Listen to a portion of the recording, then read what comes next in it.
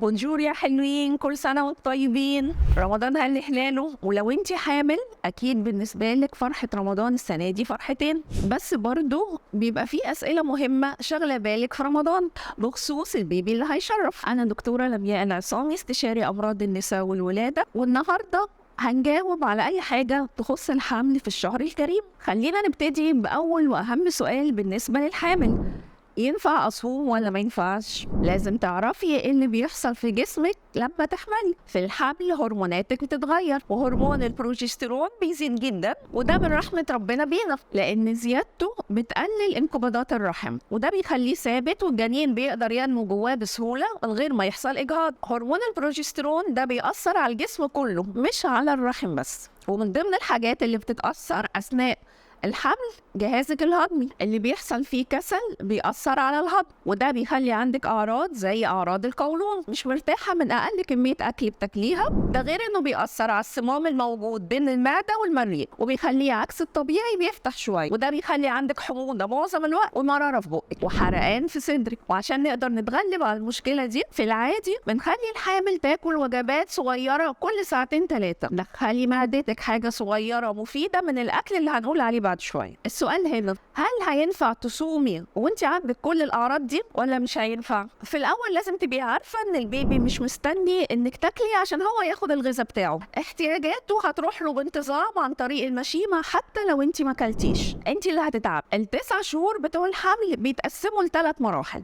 كل 3 شهور بيبقوا مرحلة لوحدها. أول 3 شهور في الحمل بنسميهم الفيرست ترايمست. الصوم بيبقى صعب بسبب القيء والغثيان، ولسه جسمك مش متعود على الحالة الجديدة وتغير الهرمونات اللي بقى فيها. ضغطك بيبقى واطي عن الطبيعي وبتبقي هبطانة. 3 شهور اللي في الوسط اللي بنقول عليهم ميدل ترايمستر بيبقوا نسبيا أكتر 3 شهور أمان في الحمل، وأي حاجة عايزة تعمليها بنأجلها ونقولك اعمليها في ال3 شهور دول. يعني مثلا لو واحدة عايزة تسافر أو واحدة عايزة تعمل حاجة في أسنانها، آخر 3 شهور بقى لو صحتك كويسة وحملك سليم ممكن تصومي. حسيتي في أي وقت إنك تعبانة أو مش قادرة تكملي الصيام، لا يكلف الله نفسا إلا وسعها، وإنتي معاكي رخصة إنك تفطري. وافتكري إن الله يحب أن تؤتى رخصه. طبعا في اختلافات كتير بينا، الموضوع كله معتمد على شكل الحمل بتاعك. حسب الأعراض اللي عندك في الحمل وحسب المجهود اللي انت بتبذليه تقدري تاخدي قرار هتصومي ولا لا، وطبعا ده بيكون بالمشاركه مع الدكتور بتاعك. بس في حالات مش بمزاج لازم تفطري.